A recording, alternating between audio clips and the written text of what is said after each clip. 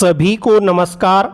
मैं मनोज मिश्रा आपके अपने YouTube चैनल पर आप सभी का हार्दिक स्वागत करता हूं। 26 सितंबर को आयोजित रीट भर्ती परीक्षा के द्वितीय स्तर में यदि आपने प्रथम भाषा के रूप में संस्कृत का चयन किया है तो उनके प्रश्नों के उत्तर इस वीडियो में बताए जा रहे हैं। प्रश्न आपके सामने है। ये रीट द्वितीय है, भाषा प्रथम संस्कृत होने पर वीडियो उपयोगी है। पहला प्रश्न था, जगतः में विभक्ति कौन सी होगी? तो जगतः में पंचमी और षष्ठी दोनों के एक वचन में जगतः बनता है। पंचमी ऑप्शन नहीं है तो यहाँ 3 नंबर षष्ठी व्यक्ति को सही उत्तर मानेंगे। आगे है, तदा तु विचित्रा जगतः गतिः स्यात्। इस वाक्य में विशेषण पद कौन सा है? तो जगत की विचित्र गति, यहाँ गति कैसी है? विचित्र है, तो विचित्रा शब्द विशेषण होगा और गति विशेष्य के रूप में माना जाएगा। 1 नंबर विचित्रा को सही मान लें। पहले में षष्ठी 3 नंबर सही है, दूसरे में विचित्रा 1 नंबर सही है। फिर है, कार्य हानि में सही समास कौन सा होगा? तो यहाँ कार्य की हानि तत्पुरुष समास को सही उत्तर होगा। तत्पुरुष को सही उत्तर मान लेंगे। कार्य में जो हानि है उसी को तत्पुरुष कहेंगे। फिर है, प्राप्ति में उपसर्ग कौन सा है? तो प्राप्ति में देखें तो प्र उपसर्ग होता है, आप धातु है और तिन प्रत्यय है। प्र आप तिन के योग से प्राप्ति बना है। इसमें उपसर्ग पूछा है तो 2 नंबर प्र उपसर्ग सही उत्तर होगा। फिर गति में प्रत्यय कौन सा है? इसमें 1 नंबर 3 को सही उत्तर मानना है। गति शब्द गम धातु है और गम धातु में 3 प्रत्यय के जुड़ने से बनता है, तो यहाँ 1 नंबर को 3 को सही उत्तर मान लें। फिर है, तस्मिन् देशे एव सुख प्राप्ति भवति। इस वाक्य में अव्यय पद कौन सा है? इसमें जो एव पद है वो एव अव्यय के रूप में है, जिसका अर्थ होता है ही, तो यहाँ एव ही है। तस्मिन् जो है वो सर्वनाम पद है, सुख प्राप्ति संज्ञा पद है, भवति क्रियापद है, एव अव्यय पद है। फिर 37वां प्रश्न है, ग्रामीण जनाः विदेशी पर्यटकाः च आगच्छन्ति। इसमें क्रियापद को लंग लकार में परिवर्तित करना है, तो इसमें 1 नंबर सही उत्तर होगा।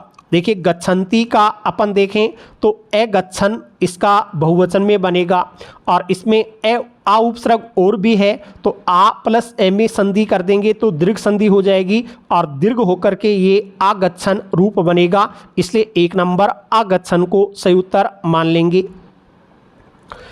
फिर मेलायाम अश्वानाम नृत्यम। इस वाक्य में प्रश्न निर्माण किस पद से होगा?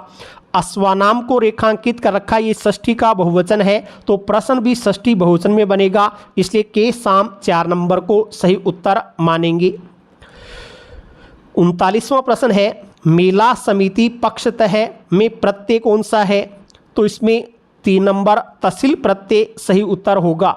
इसमें देखें तो मेला समिति ये तो मूल पद प्रकृति हो जाएगा और उसके बाद में जब तहसील प्रत्यय जोड़ेंगे तो तहसील में तस या तह शेष रहता है। इस आधार पर तह जैसे हिमवतः है, उभयतः है, सर्वतः है आदि में तहसील प्रत्यय होता है, वही तहसील प्रत्यय यहाँ जुड़ा हुआ है। 40वां प्रश्न है, आत्मनः में विभक्ति कौन सी है? आत्मनः यहाँ षष्ठी विभक्ति एक वचन के रूप में प्रयुक्त हुआ है, 1 नंबर षष्ठी को सही उत्तर मानेंगे। फिर देशी पद का विलोम पद क्या होगा? इसमें 2 नंबर देशी का विलोम विदेशी हो जाएगा, 2 नंबर सही है। प्रदीयन्ते में लकार कौन सा है? तो प्रदीयन्ते में 4 नंबर लट लकार सही उत्तर होगा।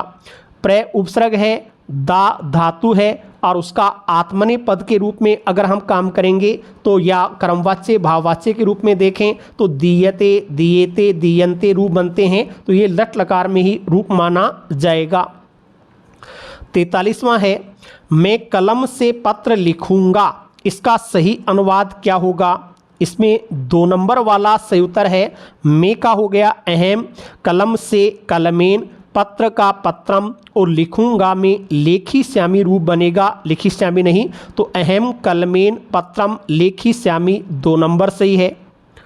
44वां प्रश्न है, नृपः दरिद्राय दानम ददाति का क्रमवाच्य रूप क्या होगा? तो इसमें एक नंबर को सही मानना है। नृपह का बनेगा नृपेण, दरिद्राय चतुर्थी का चतुर्थी में ही रहेगा, दानम का दानम और ददाती का दीयते। नृपेण दरिद्राय दानम दीयते, एक नंबर सही उत्तर हुआ। 45वां प्रश्न है, कवि भी कालिदास है श्रेष्ठ है, इस वाक्य को संशोधित करना है। तो देखिए श्रेष्ठ इष्ठन प्रत्यय के योग में षष्ठी या सप्तमी विभक्ति आती है, तो 3 नंबर कवि सु कालिदास है श्रेष्ठ है सही उत्तर होगा। 1 नंबर में गलती है, वो है वी छोटा हो गया। अगर कवि नाम इस तरीके से होता तो 1 नंबर भी सही उत्तर हो सकता था, लेकिन वी लघु होने के कारण इसको गलत मान लेंगे। 3 नंबर कवि सु कालिदास है श्रेष्ठ है सही है। 46 में सुक्ति पूर्ति करने के लिए सही पद कौन सा है? तो 1 नंबर सही है, आत्मनः प्रतिकूलानि परेशान न समाचरेत, कि जो हमें खुद को अच्छा नहीं लगता वैसा दूसरों के साथ आचरण नहीं करना चाहिए। 47वां प्रश्न है, प्राचीनतम पाठशाला विधि में कौन सी विधि सन्निहित नहीं है? इसमें हम प्रत्यक्ष विधि को देखेंगे। प्रत्यक्ष विधि का आविष्कार आधुनिक काल में जाकर के 1901 ईस्वी में जाकर के हुआ है। बाकी तीनों प्राचीनतम विधियों में शामिल हैं। 48वां है, प्रारंभिक स्तर पर किस कार्य की प्रधानता होनी चाहिए? इसमें 3 नंबर होगा, प्रारंभिक स्तर पर मौखिक कार्य की प्रधानता होनी चाहिए। 49वां है, भंडारकर विधि का दूसरा नाम क्या है? तो भंडारकर विधि को ही हम व्याकरणानुवाद विधि के नाम से भी पुकारते हैं, तो 2 नंबर व्याकरणानुवाद विधि सही होगा। फिर है, शिक्षक किस परीक्षा के द्वारा उच्चारण और शब्द भंडार अभिव्यक्ति की सामर्थ्य की परीक्षा करता है? तो इसमें 1 नंबर मौखिक परीक्षा को सही उत्तर मानेंगे। मौखिक परीक्षा के द्वारा उच्चारण की परीक्षा भी हो सकती है और शब्दों की अभिव्यक्ति की परीक्षा भी हो सकती है कि बालक की कितनी शब्द भंडार शक्ति है। फिर है, भाषा अधिगम की प्रक्रिया कैसे प्रारंभ होनी चाहिए? भाषा अधिगम में सबसे पहले सुनना फिर बोलना आता है। सुनना कानों से होता है, बोलना जीभ से होता है, इसलिए 4 नंबर कर्णाभ्याम जीवया से सही उत्तर होगा, सुनना और बोलना। 52 है, शिक्षण में केंद्र बिंदु क्या है? इनको देखा जाए तो इनमें केंद्र बिंदु श्यामपट होगा। श्यामपट को केंद्र में रख करके ही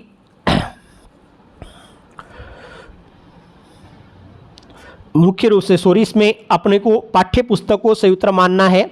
मुख्य रूप से देखें तो पाठ्य पुस्तक को केंद्र में रख कर के संपूर्ण शिक्षण कार्य होता है। पाठ्य पुस्तक ही शिक्षण का केंद्र बिंदु होगा। फिर अब भाषा में विचारों की अभिव्यक्ति किससे होती है? तो विचार भाषण और लेखन है। भाषण में हम बोलकर अभिव्यक्त करते हैं और लेखन में लिख करके अभिव्यक्त करते हैं, इसलिए यहाँ 3 नंबर भाषणेन लेखनेन को सही उत्तर मानेंगे। 54 नंबर है, गद्य और पद्य में शुद्ध उच्चारण वाचन कार्य कौन से सिद्धांत में होते हैं? तो उच्चारण और वाचन दोनों मौखिक कार्य सिद्धांत के अंतर्गत आते हैं। मौखिक ही उच्चारण है, मौखिक ही वाचन होता है। 55 नंबर है, व्याकरण शिक्षण के लिए सबसे उपयुक्त क्या है? व्याकरण के लिए सबसे उपयुक्त है आगमन से निगमन की ओर। आगमन निगमन विधि ही व्याकरण में सर्वाधिक उपयोगी है, तो आगमन से निगमन सबसे उपयुक्त माना जाएगा। फिर संस्कृत व्याकरण शिक्षण की और दर्शन शिक्षण की प्राचीनतम विधि कौन सी है? तो यहाँ पर हम 4 नंबर सूत्र विधि को सही मान सकते हैं। सबसे पुरानी विधि सूत्र विधि का ही प्रयोग किया गया है। फिर श्री सीताराम भट्ट परवणिकर महोदय का महाकाव्य कौन सा है? सही उत्तर है 4 नंबर ईश्वर विलास श्री सीताराम भट्ट परवणिकर के द्वारा लिखा गया था। चंद्र महिपति उपन्यास के लेखक कौन हैं? इसमें 1 नंबर श्रीनिवास आचार्य होगा।